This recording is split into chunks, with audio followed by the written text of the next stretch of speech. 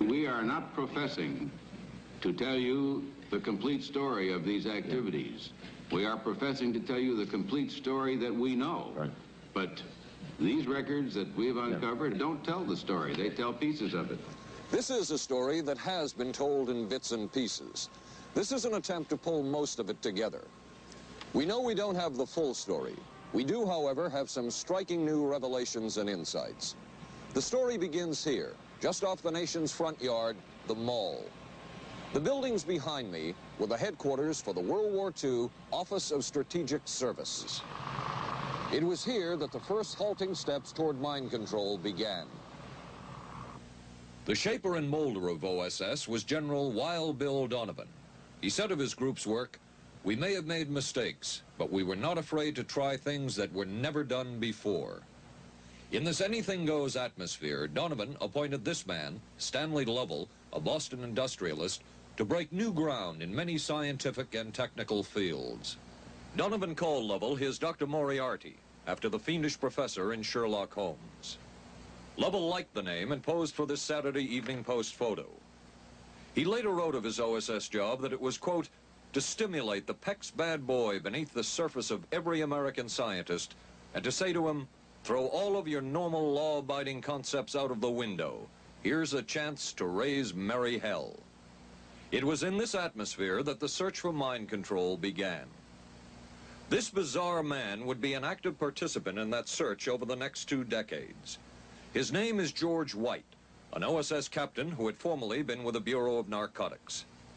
In his diary, seen here publicly for the first time, White left a legacy of the darker side of American intelligence work. He received his early OSS training at the British-run school at Oshawa, Canada, the same school where Ian Fleming, the creator of James Bond, was trained. White referred to the school in his diaries as the Oshawa School of Mayhem and Murder. Mike Burke, former OSS colleague of White's and now president of Madison Square Garden Center. Very compelling fellow, mysterious fellow, almost mystical fellow. He was fascinating because you knew something about him, but not enough about him to really get a fix on him. He also knew a great deal about the swifter elements of society, the gamier side of life, and he was very impressive in his technical knowledge of the underworld, so to speak. He said one of our men gets beat up. He says, you have to act real fast and teach these guys a lesson.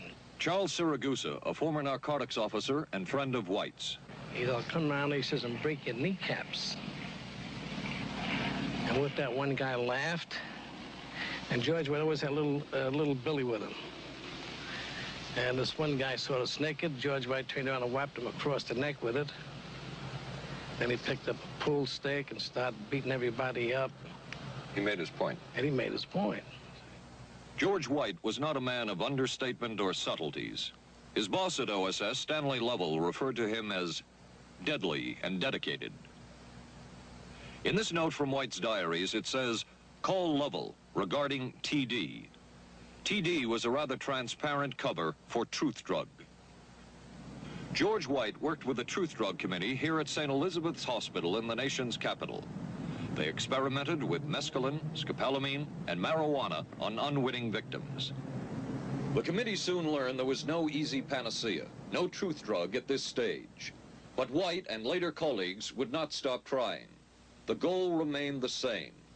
As this 1952 CIA memo says, the aim is controlling an individual to the point where he will do our bidding against his will, and even against such fundamental laws of nature as self-preservation. But it was a discovery here in Basel, Switzerland, at Sandoz Laboratories by Dr. Albert Hoffman that led the intelligence agencies of America to believe that they had found the panacea.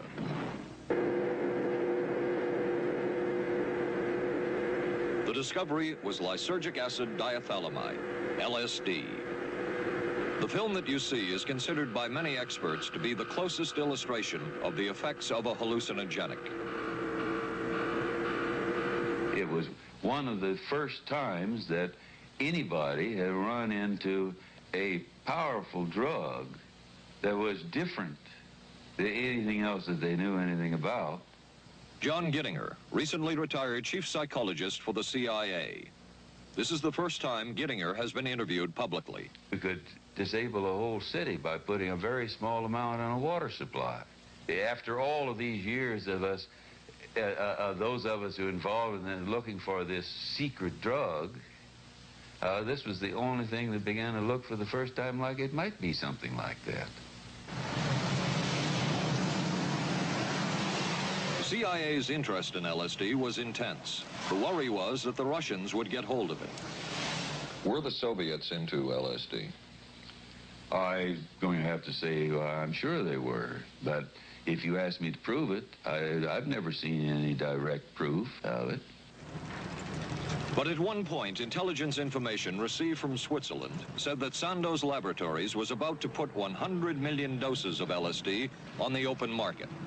And it caused enough concern within the agency that the United States was prepared to buy the entire supply. However, a slight mistake had been made. The mistake is made public for the first time. I just found out on a new CIA document that there were no such large quantities of LSD on the market. Joan Marks has filed numerous Freedom of Information suits against the CIA and has unearthed much new material. He is the author of The Search for the Manchurian Candidate, a history of intelligence agency work with mind control. He is a consultant for this report. What happened is that there was a military attaché in Switzerland, an American officer, who got milligrams and kilograms mixed up. In other words, he made a mistake of thinking 1/1000th of a gram was the same as 1,000 grams, which is a mistake of 1,000,000 times. So when the CIA got the intelligence that there were 100 million doses on the market, in fact, there were 100 doses. The man who would oversee the CIA's research into drugs and most of the agency's behavior programs is this man, Dr. Sidney Gottlieb, a chemist. Dr. Gottlieb declined ABC News' request for an interview. In their never-ending search for the miracle weapon, CIA operatives searched here in the remote mountain areas of southern Mexico for what up to then had been considered a myth, magic mushrooms. They used this man, a part-time chemist for the CIA, to dupe this man, a vice president of a bank and an amateur mycologist or mushroom expert, to try to get to the magic mushrooms and turn them into a drug. But it would be the amateur, R. Gordon Wasson and his colleagues, who would win the race and develop the drug psilocybin from the magic mushrooms. We went into the Mazatec area, far from the highways, remote from Mexico City. There we found that rotten bagasse, as it's called, bagasso, covered with mushrooms. These mushrooms I didn't know, had never seen. They were the sacred mushrooms. Wasson would also discover and record the ancient mystical rites of the mushrooms from a local shaman or magical priestess, Maria Sabina. And we were seeing incredible sights. They would go slowly or they would go fast as I ordained. All your senses are rendered acute. We say that you see visions, you see hallucinations, but that doesn't begin to tell this story. The hallucinations are only part of it. You hear sounds, you smell things. The night was thrilling. Word of Wasson's discovery reached the CIA quickly.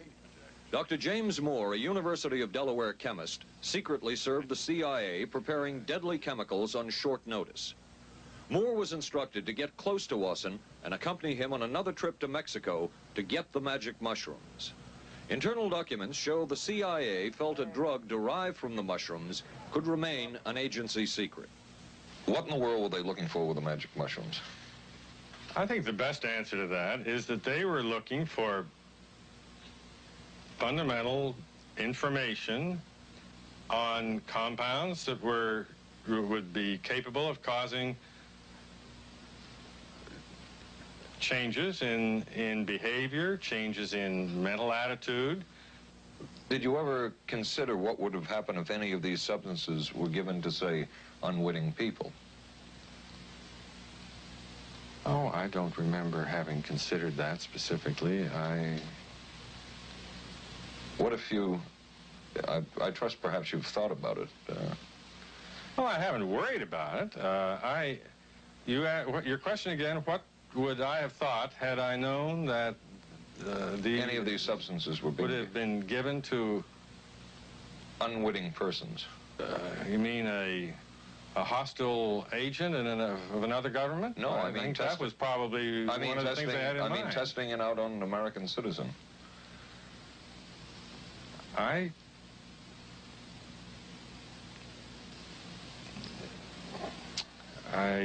guess I must seem very, very cold-blooded about this, but I don't recall ever having been very much preoccupied with that issue.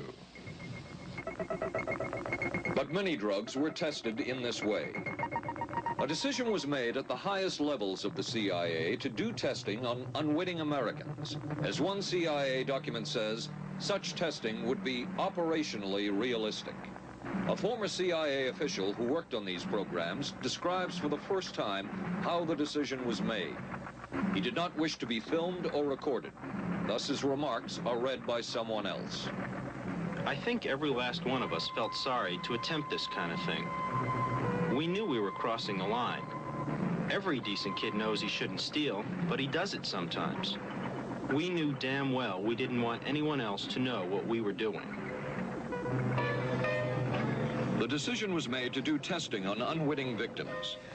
It was decided they should be on the fringes of society because they were most vulnerable. It was the borderline underworld. Prostitutes, drug addicts, and other small-timers who would be powerless to seek any kind of revenge in case they found out. And as their predecessors had a decade earlier, the CIA turned to George White for help. White was now a high-ranking narcotics official, and by this time the stories about George White were legendary. So the waiter says, "You may help you, monsieur?"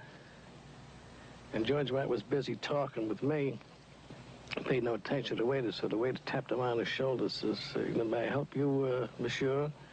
George White turned around, whipped his gun out, and stuck it in the guy's face like this in this crowded restaurant.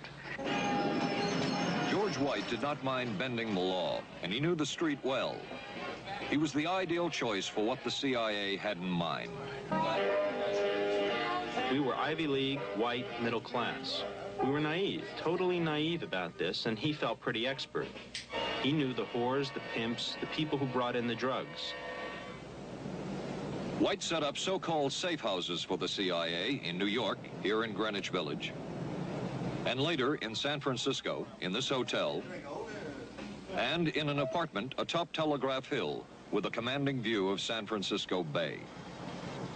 While the existence of these safe houses was disclosed last year, details of what took place within them has not been told. A former CIA official who worked in the safe houses reveals that they were used not only for drug testing, but to study sexual behavior and how it could be used to manipulate people. We did quite a study of prostitutes and their behavior. How do you take a woman who is willing to use her body to get money out of a guy to get him to talk about things which are much more important, like state secrets? We learned a lot about human nature in the bedroom. We started to pick up knowledge that could be used in operations. There would be victims in all of this, but as the agency knew, they couldn't fight back. Some entries from George White's diaries. Clarice gets horrors. Janet, sky high. As one agency memo says, we have no answer to the moral question. The safe houses were not the only testing grounds. Millions of dollars would be spent on LSD research at universities throughout the country. And word would begin to spread on campus about this so-called mind-blowing drug. And suddenly, there was the counterculture of the 60s. I give the CIA a total credit for sponsoring and initiating the entire consciousness movement, counterculture events of the 1960s. Dr. Timothy Leary, the 1960s Johnny Appleseed of LSD. The CIA funded and supported and encouraged hundreds of young psychiatrists to experiment with this drug. The fallout from that was that the young psychologists began taking it themselves, discovering that it was an intelligence-enhancing, consciousness-raising experience. I know that some of the studies in which the CIA had supported, used as subjects people who later became strong proselytizers of LSD. So, in that sense, yes, I think it did sustain the perpetuation of the use of the drug. And it's rather ironic, isn't it? The counter case that I would make in relationship to that is to remember that the people who were doing the research were people who would be doing the research regardless of who was the sponsor. I don't think anybody working in that time in the remotest ever thought that it would blow up into the kind of thing that it did.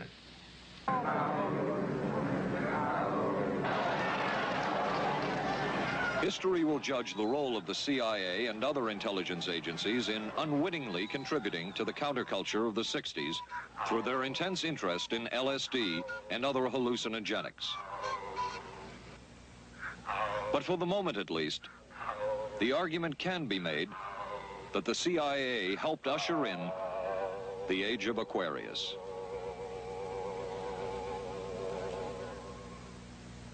Covering a span of history such as we are in this report, one can get sidetracked by the so-called glamour and mystery of espionage work or by the exotic qualities of some drugs. But what you can't lose sight of is what all of this would mean in terms of individual human beings. There would be deaths, there would be long-lasting and harmful effects. The best-known case is that of this man, Frank Olson, a chemist employed by the Army Chemical Corps, who in 1953 was slipped LSD unknowingly at a meeting with CIA officials. Shortly after that, Olson went into severe depression.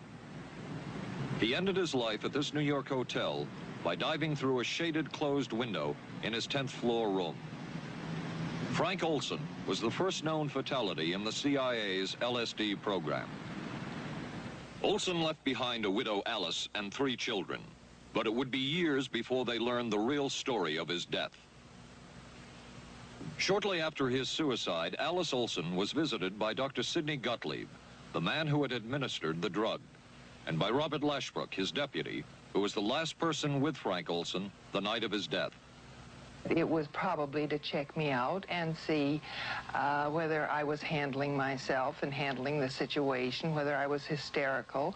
And I'm sure they left the house feeling ever so much better because I had been gracious and hospitable to them, so that I must have played right into their hand and made them feel fine. 23 years later, how did you feel about that meeting? My anger was unbelievable at how I had been duped for this length of time, and the anguish which was unnecessary. Anyone who knew during all of those years never told Alice Olson the real story of her husband's death. She would discover it by accident more than 2 decades later. In essence, it was a 22-year-long cover-up. Lyman Kirkpatrick was Inspector General of the CIA at the time of Frank Olson's death. But had not the Olson case occurred within the secret confines of the CIA, would not this case have been a prosecutable case? Perhaps manslaughter? I would think definitely prosecutable, and certainly from the point of view of of Mr. Olson, why it should probably have been actionable. Frank Olson's suicide slowed down the CIA's testing of LSD and other drugs, but only momentarily. The CIA was not the only government agency interested in the possibilities LSD and other drugs presented for mind control. The Army Chemical Corps first started working with the CIA and then branched off on its own. It too tested drugs on unwitting victims, and a death would result. The case of this man, Harold Blower, a tennis pro, seen here with his daughter Elizabeth, is well known. In 1953, Blower was a private patient at the New York State Psychiatric Institute. He was given 5 injections of a mescaline derivative that was being tested secretly for the Army Chemical Corps. With the 5th injection, Harold Blower died. As with the Olson case, a 22-year cover-up followed, until finally the Army admitted the real details of Blower's death. Since the initial news stories of Harold Blower's death, close to 5,000 documents, previously classified, have been released by the Army and obtained by ABC News. They provide valuable insight into Army activities at the time of Blower's death and where the Army went from there with their own drug testing program. From a previously classified deposition of Dr. James Cattell, who administered the mescaline derivative, on the purpose of the drug testing, to produce symptoms similar to those that you see in schizophrenia, on how much the patient knew about all this. We didn't delineate all the possibilities of what might happen because then you contaminate your experiment. Cattell then relates that he never even knew what drug he had given Harold Blauer because of the secrecy of the Army experiments. We didn't know whether it was dog piss. This was secret. This was a secret. We weren't in on it. We asked Blauer's daughter Elizabeth for her reaction. What? How can anybody react to that? I mean, that is so far from what you'd expect from a human being, never mind a doctor, never mind a professional specialist who's supposed to care about people's minds. It's unbelievable. A suit filed by Elizabeth Barrett against the Army Chemical Corps is now pending in federal court. Other Army experiments continued on mental patients around the country. Work done at the Tulane Medical Center in New Orleans involved several drugs, hallucinogenics, and electrodes implanted in the brain. The chief researcher was Dr. Russell Monroe, now head of the psychiatry department at the University of Maryland. These are various progress reports written by Dr. Monroe and recently obtained by ABC News. From one of the progress reports, a report of a woman who had electrodes implanted in the brain and was then given LSD and other drugs. She became agitated, cried, lapsed into a trance-like state.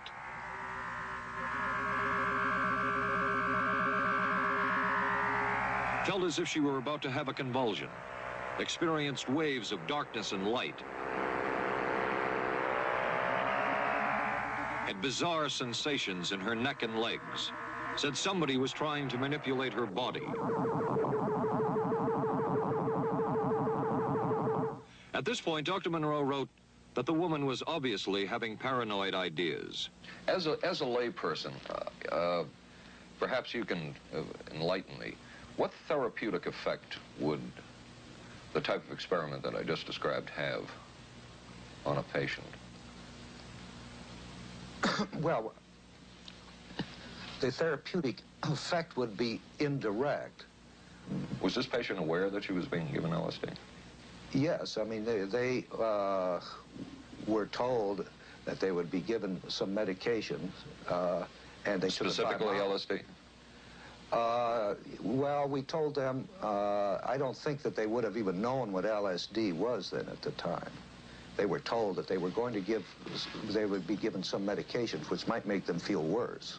Dr. Monroe, what do you think the Army Chemical Corps was looking for in all of this testing? They were looking for an incapacitating agent, an agent that would not harm the person permanently, but would incapacitate them temporarily. That seemed like a humanistic way to wage a war, if war is necessary. When James Thornwell was given LSD by Army intelligence in 1961, this time it was no experiment. This time the express purpose was to peel back Thornwell's brain to bear any secret within it. This time the Army had gone operational. Thornwell, as reported on ABC last January, was an Army private stationed in Orléans, France. Classified documents were missing from his unit. Thornwell became a suspect. His 2.5-month interrogation included administration of sodium pentothal, hypnosis, isolation, and deprivation of sleep. Army documents obtained by ABC News refer to this interrogation as conventional. Despite this severe questioning, Army intelligence was getting nowhere with Thornwell, and it was decided to slip him LSD. For 16 years, Thornwell never knew what had hit him. Tell me about the acid. I'd rather not. It's a bad trip. It's a bad trip. That was a bad trip. The pain was so excruciating. Felt like somebody was sticking me with 1,000,000 pins. You know, just everywhere. Oh, it just...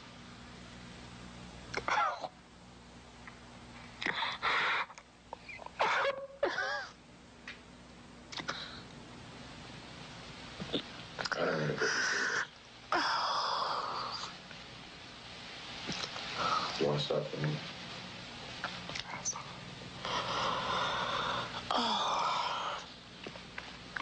I walked around. What's up? Oh, I can talk. I lived through it. I lived through it. I lived through it. No charges were ever brought by the Army against Thornwell. He was discharged for psychological disorders. But an Army psychiatric evaluation of Thornwell obtained by ABC News, one which was done prior to Thornwell having been given LSD, says of him, fairly cooperative, oriented, alert, and gave no evidence of psychosis or depression. From the Army's point of view, this type of LSD interrogation was a success. Other documents refer to the exploitability of interrogation subjects, cracking them, keeping them off balance mentally, and providing an economical, speedy, and productive aid to interrogation.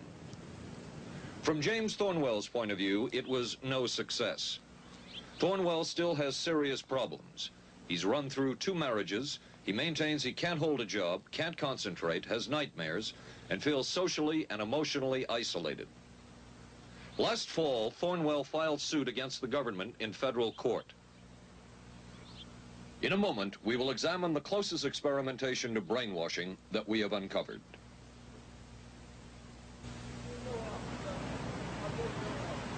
By far, the most chilling experiments we have uncovered took place at this Gothic estate called Ravenscrag, halfway up Mount Royal in Montreal. It houses the Allen Memorial Institute of Psychiatry of McGill University. It was here that the CIA funded a series of experiments, severe experiments. The work was done by the Institute's then director, Dr. Ewan Cameron. It is the closest experimentation to brainwashing yet disclosed. His work, unprecedented in psychiatry, consisted of 3 areas which he called sleep therapy, psychic driving, and the ultimate depatterning. Dr. Maurice Dongier, current head of the Allen Memorial Institute. In his psychic driving, so-called type of therapy, he would give the patient intensive electric treatment in order to make the patient regress deeply, become forgetful, and then he would attempt to implant new ideas in the mind of the patient. Now, to a layman, it would appear that Dr. Cameron was trying to take the slate and wipe it clean, the slate being the mind. In other words, brainwashing. Exactly, that's a very good comparison. Brainwashing. Yes, right. Val Orlico of Winnipeg, Canada, the wife of a member of the Canadian Parliament, was a patient of Dr. Cameron's. She entered the Allen Memorial Institute because of severe depression. She describes for the first time publicly the LSD therapy and psychic driving treatment that she was given by Dr. Cameron. And then the drug began to take hold very rapidly because it was an IV injection. And things became very furry and very frightening, and had a lot of sensations that it's very difficult to recall. Nobody explained it to me. Nobody ever asked me if I was willing to do it or anything. He had this feeling that he would be able to get through the resistance of illness and to reach deep changes very quickly. Did he? I don't think that when you look at that in retrospect, the hopes that he had have been in any way fulfilled. But Cameron would plunge on. The next step was what he called psychic driving. This involved almost endless tape-recorded messages and more drugs for the patient. Cameron wrote that this was the way to make direct controlled changes in personality. I thought this was the coldest and most impersonal treatment that anybody could give to anybody in the world. And I became more and more despondent and more angry. I just became so despondent that I thought I can't live like this any longer. And I thought I would just go out and throw myself underneath the cars on McGregor. I stood on the curb of that street and I stood there and I thought, okay, go. Okay, go. And then I thought, what if you're not killed? What if you're just maimed? What if you don't die and you live and you can't even talk anymore? And I couldn't do it. The most severe technique Cameron used was de-patterning. He described it as breaking up the existing patterns of behavior by means of intensive electroshock therapy with prolonged periods of sleep. He carried out these experiments in something he called the sleep rooms. People in there were like babies. They cried and they were very disoriented. And we were very afraid of the sleep room. We used to walk very carefully against the side of the corridor that was opposite the sleep room with our backs to the wall when we'd go by. Cameron used this combined sleep electroshock treatment on patients as long as 30 days. One patient he kept asleep for 65 days. Cameron retired, and his successor, Dr. Robert Cleghorn, ordered a follow-up study on the patients treated with Cameron's de-patterning method. Showed that it was no more beneficial in its result than the use of more conservative methods. But the follow-up study showed that 60% of those who had been de-patterned still had amnesia for periods of anywhere from 6 months to 10 years. That's quite a memory loss, isn't it? That is a memory loss. Indeed it is. It's more, I think, more than desirable. In retrospect, does Dr. Cameron's experimentation and his treatment appear harsh? I would say yes. I mean, this forceful type of approach that I was describing to you is definitely, it can be said that it's harsh. I wouldn't call it harsh. I would say it was harder on the staff than it was on the patients, because these people had to be fed and they had to be cared for and they had to be given sufficient fluid and food and toileted and so on and so forth. It was a very difficult thing for the staff to follow these patients properly and see that they did well. Well, I'm glad he was concerned for the staff. But damn it all, I wouldn't. I could have maybe had a different kind of life. And that makes me angry and sad, and I don't know how to explain how I feel, really. I just. How did you feel when you learned that Dr. Cameron's experimentation was financed by the CIA? Well, I thought, oh, I can't even use the word that I thought, because I thought, that bastard. And he was too smart. He knew who he was working for. And, excuse me, but I just, I just can't, sometimes I can't believe it, and yet I know it's true. If you had the opportunity to say something to the people at the Central Intelligence Agency who financed this study, what would you say? I realize the CIA is a very important organization and they have a very important job to do, but God, it surely doesn't have to be done on people who are totally incapable of knowing what's happening or having any defense against it. And I can't imagine the mentality of people who would do this. I just can't. As for Dr. Cameron, he died in 1966 while mountain climbing. A colleague wrote of Cameron, "For him, the ends justified the means. And when one is dealing with the waste of human potential, it is easy to adopt this stance." Dr. Cameron seemed ideally suited for what the CIA had in mind. It was the Cold War, and especially the trial of Joseph Cardinal Mindszenty, who was forced to testify in a Hungarian court that he was a spy. And then later, the Korean War, with the coerced and mainly fraudulent confessions of American servicemen. My information took place on the... that would spark intense interest in intelligence circles about brainwashing. The CIA secretly commissioned a study of communist brainwashing methods at the Cornell University Medical Center. A leader of that study was Dr. Lawrence Hinkle. He explains first the Russian method of controlling and breaking a person. Absolutely isolated from everyone else, with one man whose job it is to get you to write the extent to which you are a criminal. In this setting, you can get people to do most anything, do you see? Because you don't have to lay a hand on them. And by the time you get through and you go up before the judge, the fellow says, were you a spy? He says, yes, I was a spy. The Chinese never really had this kind of a state police system. They would get him in, and all this fellow does is ask you to write, rewrite, and talk to him about your whole life. He graduated from pilot training in 1949.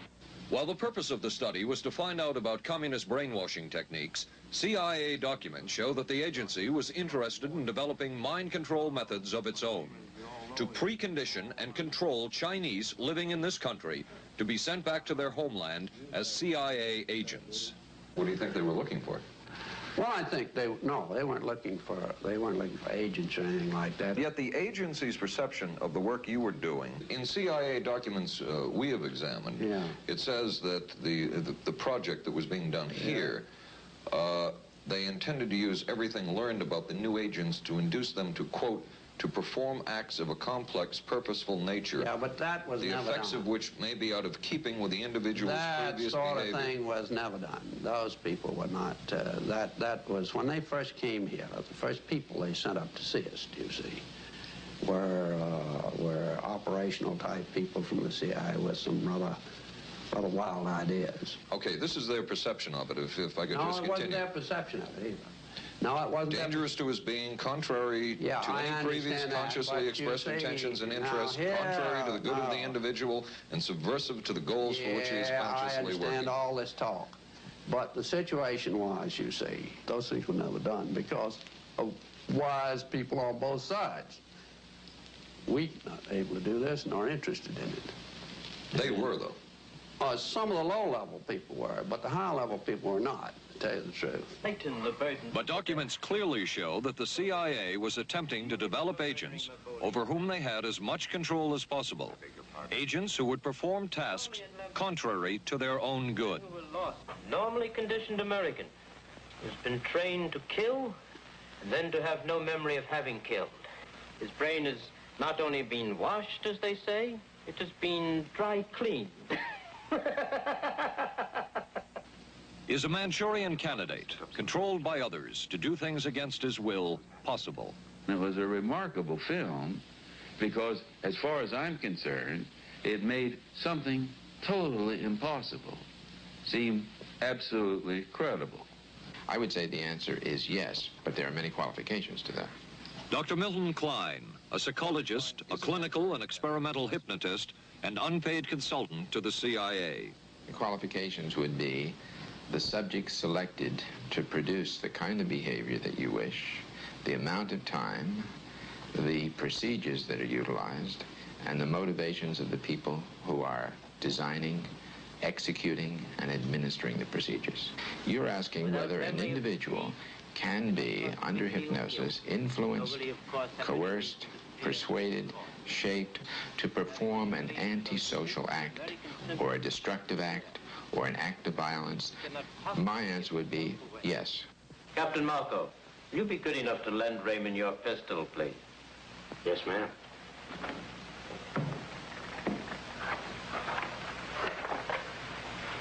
Thanks, Ben.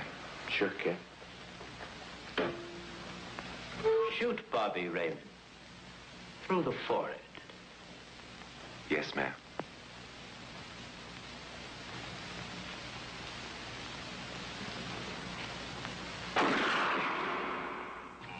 How valuable a tool can hypnosis be in the intelligence field?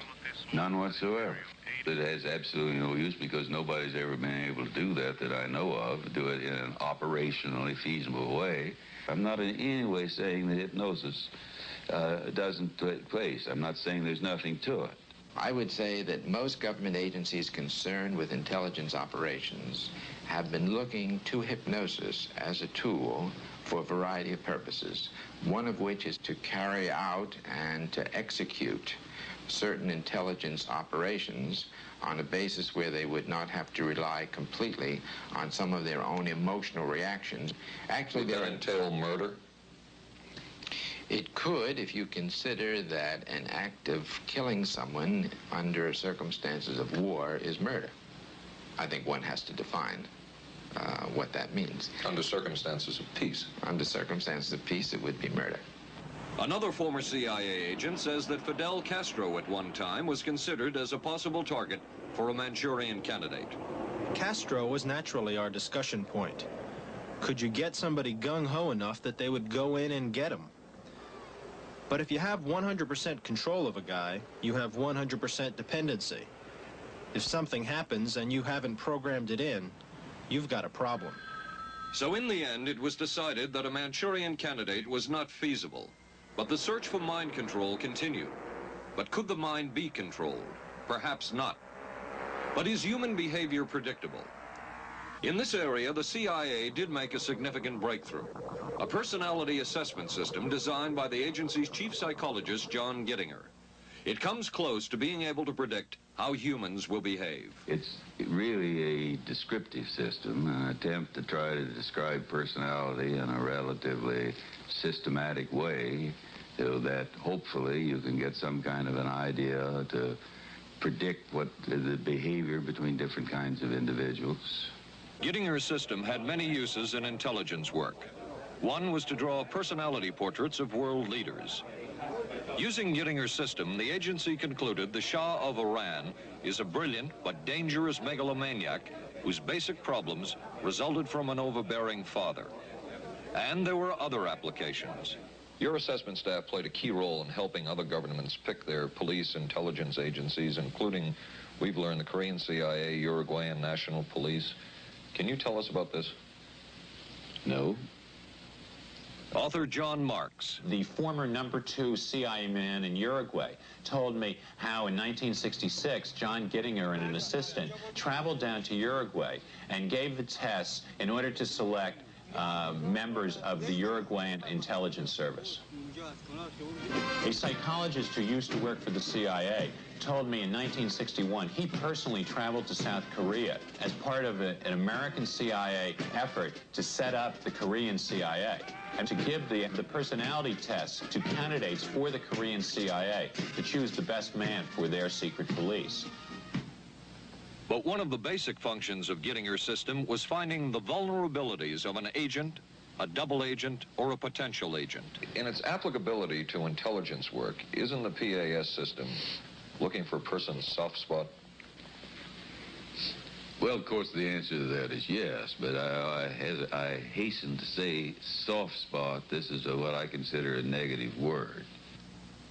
Of the hundreds of behavioral projects undertaken by the CIA, Gittinger's appears to have been one of the more successful and more conventional. Other experiments were not as conventional. Neurophysicist Dr. Jose Delgado was financed by the Office of Naval Research. In this experiment, the bull is sedated. Electrodes are implanted in its brain. Delgado transmits an electronic impulse to the center of the bull's brain. Delgado has remote control of the animal. Recently released CIA documents refer to the feasibility of remote control of animals and that special investigations will be conducted toward the application of selected elements of these techniques to man. Other areas were examined through the 60s and 70s. Brain surgery, psychosurgery, creation of amnesia, parapsychology, manipulation of genes.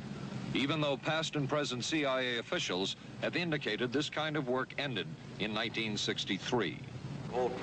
And one of those who took part in these programs. Thank you, sir. In 1977, a Senate subcommittee heard testimony from many of them, but the testimony was not that revealing. According to one of them, they agreed amongst themselves to keep the inquiry within bounds that would satisfy the committee. Former narcotics officer Charles Siragusa says that he was asked to limit his testimony by the man he reported to at the CIA. He wanted me not to say anything. To perjure yourself. That's right. Well, either that, I'd have to perjure myself or take the Fifth Amendment. And I'm not about to take the Fifth Amendment for anybody. Okay. Former CIA chemist Robert Lashbrook testified he had no first-hand knowledge of the agency-run safe houses when, in fact, he supervised one of them. There was very little. And according to George White's diaries, was at a safe house when White conducted what he called an LSD surprise experiment. Dr. Sidney Gottlieb, whom we recently filmed near his California home, oversaw many of the CIA behavioral programs. He retired in 1973 and destroyed the records of this work. In sort of a valedictory letter, Dr. Gottlieb wrote that he and his colleagues had been able to maintain contact with the leading edge of developments in the field of biological and chemical control of human behavior. Dr. Gottlieb also testified before the Senate subcommittee, but from an anteroom where he could not be filmed because of what his lawyer termed health and cardiac problems. Dr. Gottlieb declined ABC News' request for an interview. And what of George White, the man who helped the agency in so many of its programs? He would retire here to Stinson Beach, California. And shortly before his death, he wrote to his boss at the CIA, Dr. Sidney Gottlieb, and summed up his career by saying, "It was fun, fun, fun. Where else could a red-blooded American boy lie, kill, and cheat, steal, deceive, rape, and pillage with the sanction and blessing of the All-Highest?" Has mind control been achieved? From all of the available evidence, it appears doubtful. The human will has prevailed up to this point. But as we have seen, work is continuing in this field, work that we still don't know very much about.